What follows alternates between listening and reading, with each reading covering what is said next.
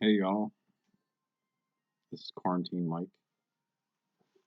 Bored as could possibly be, but anyway, as you can see, I stopped shaving, um, and I've been, as you guys know, I am a Harvard-educated constitutional lawyer. I think I mentioned that before, but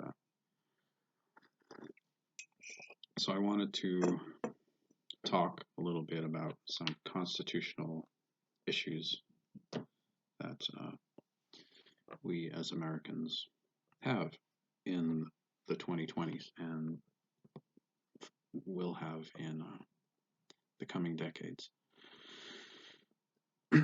And um, that relates to, and I have talked about this before, but I want to talk about it a bit more specifically, um, that we have relating to presidential eligibility. Now, our Constitution clearly defines who can and can't be president of the United States. Uh, I am finding in my research of that particular topic, especially in light of the fact that uh, so many people think that you have to be born inside the United States to be president of the United States. This is simply just not true. And let me point out a specific case that proves this is not true, and a specific case that will likely happen in our future.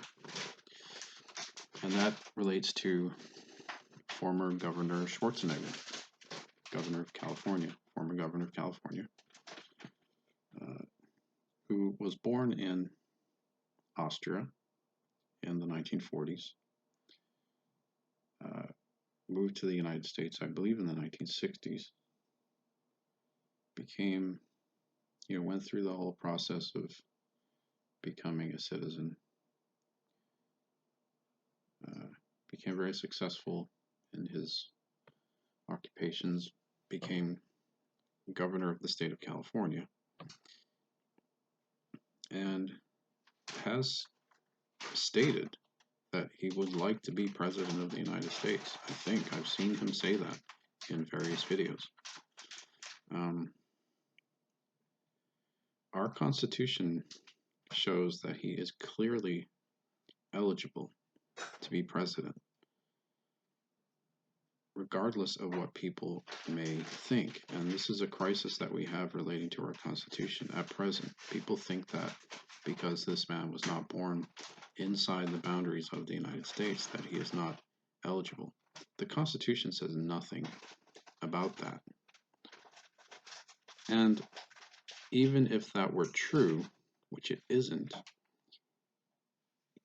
he was born in United States occupied Austria.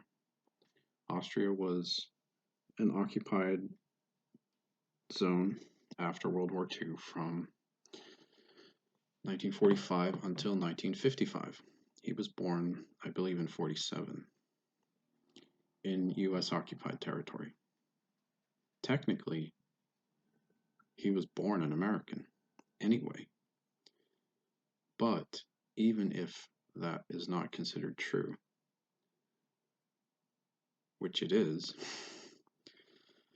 um, the fact that he's lived in the United States for 50 years, has been a citizen for probably most of that time, um,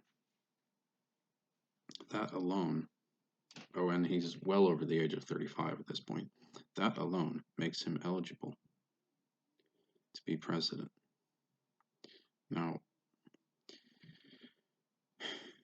people, you really need to understand this because this is actually important.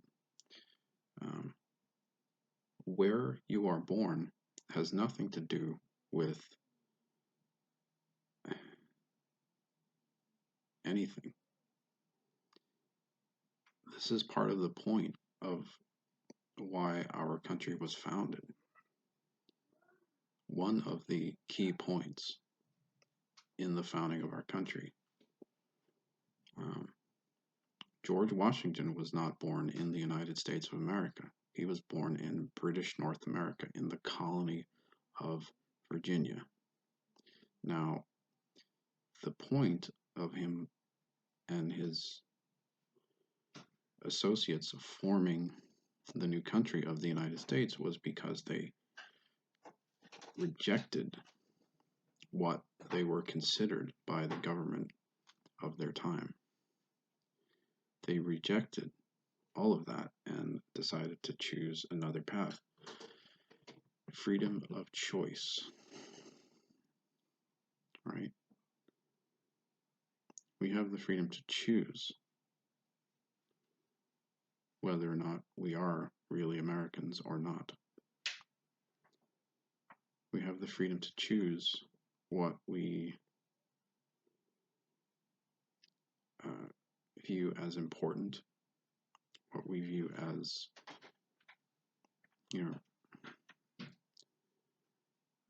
of value, and what we are seeking to promote and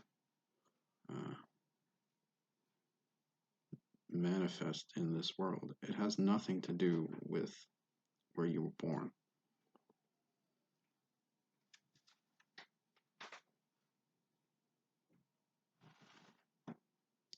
And I think in this century, you're going to see people who were not born in the United States be president of the United States. And you're going to have to learn to accept that that is the way it is. And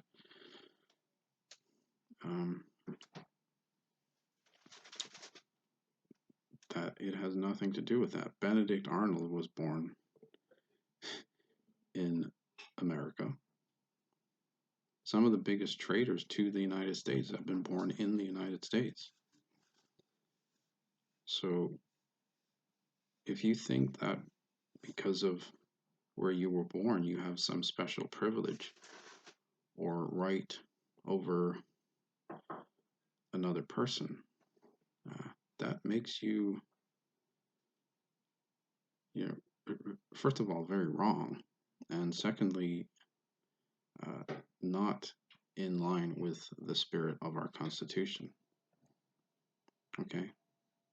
So I want you guys to really, really think about that, and think about how important it is to the continuance of our country and the spread of freedom and the spirit of our Constitution.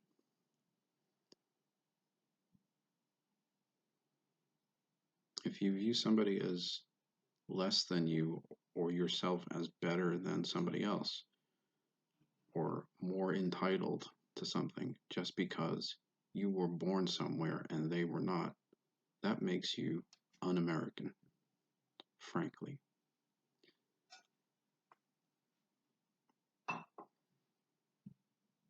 Maybe you should consider moving,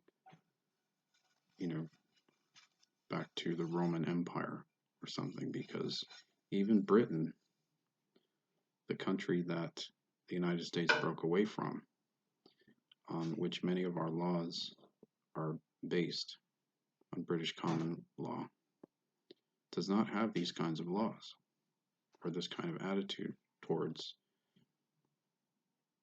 their people. Boris Johnson, the Prime Minister of the UK, was born in New York City, but he's still British. Well, Arnold Schwarzenegger, who was not born in the United States of America, is still an American.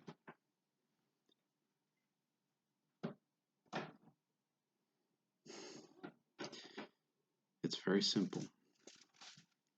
But the fact that people complicate it in their heads and think that they are somehow special because they were born somewhere and somebody told them that that is true, is a huge problem for our country.